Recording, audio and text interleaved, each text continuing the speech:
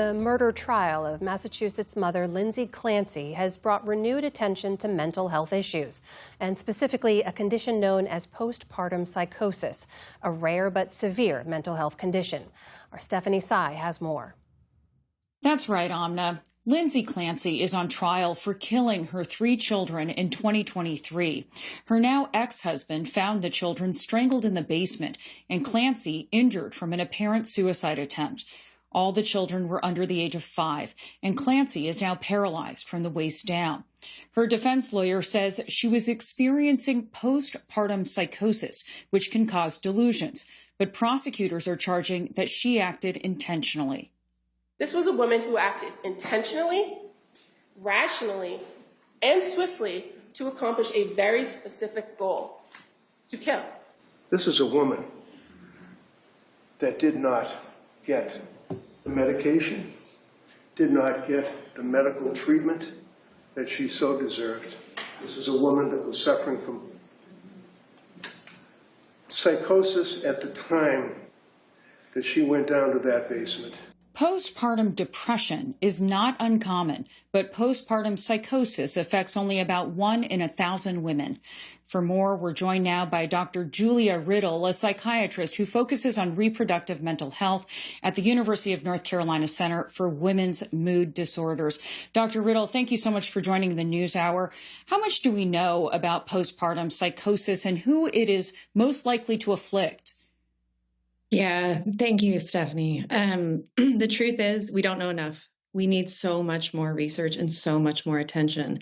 But what we do know, which we've gotten from some registry studies, some Danish registry studies, as well as our own research, is that the people that are highest risk, as you mentioned, so it's about 1 to 2 in 1,000, highest risk seems to be associated with bipolar disorder, because this is an affective disorder, which means a mood disorder. So women with bipolar disorder or a history of postpartum psychosis are at the highest risk.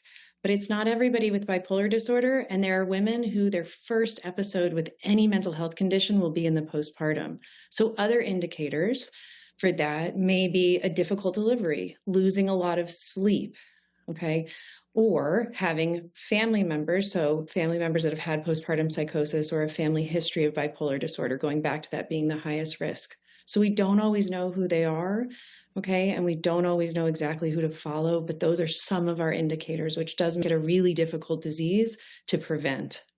Describe the typical experience of a woman having an episode of postpartum psychosis. Yeah, absolutely. So first and foremost, right, people never read the textbook, so I will do my best to describe this.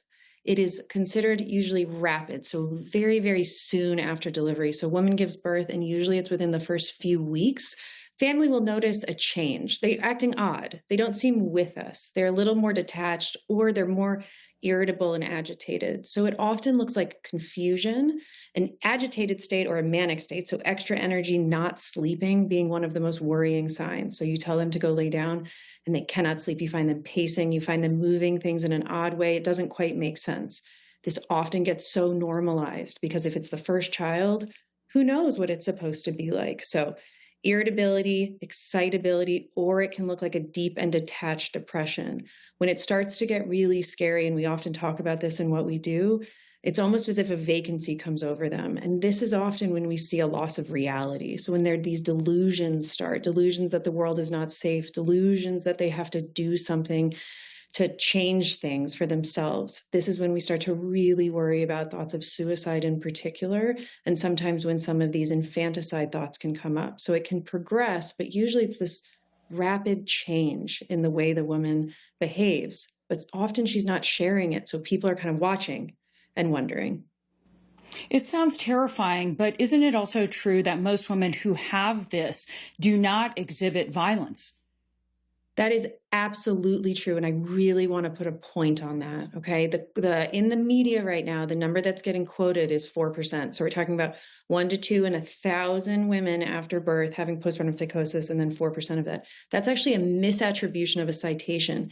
What it is looking at, what that paper was looking at, was actually only women with a depressed version of psychosis. So they got depressed, so depressed that they became psychotic. And that was the group at 4% risk. So we're not even talking about that 1 to 2 out of 1,000. we're talking about a small group. So it is rare. This is a treatable illness. When this gets recognized and treated, women get better, and the vast majority are not violent. During Lindsay Clancy's trial, a handwritten log she kept was presented, Dr. Riddle. She lists several psychiatric medications in this log and wrote at one point, awake all night with suicidal ideation. She was apparently aware that she needed medical intervention.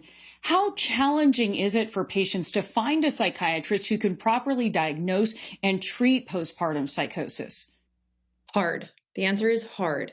This is not part of psychiatric training, NP training, PA training, psychology, or social work training. This is not something that is currently required as part of our education. So I sit on the board for the National Curriculum in Reproductive Psychiatry because we know people are hungry for this education, but it is not required. So it is hard for a patient to know when they're seeing someone that has the appropriate training, but it's also hard as a trainee or someone practicing to get this training. So if we're not finding the right diagnosis, we're not providing the right treatment, and that's a real problem. Thankfully, these tragedies are very rare, but what do you hope comes out of these discussions, not only on postpartum psychosis, but on postpartum mental health?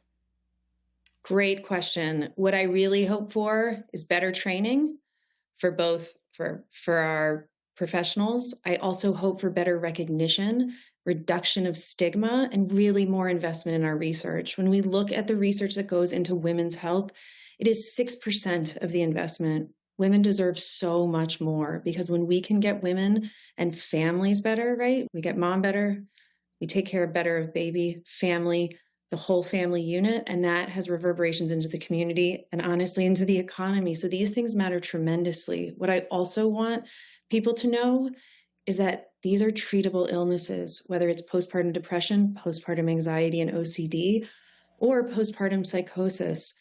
There are treatments and people do get better. That is psychiatrist Julia Riddle with the University of North Carolina. Thank you so much for sharing your expertise. Thank you.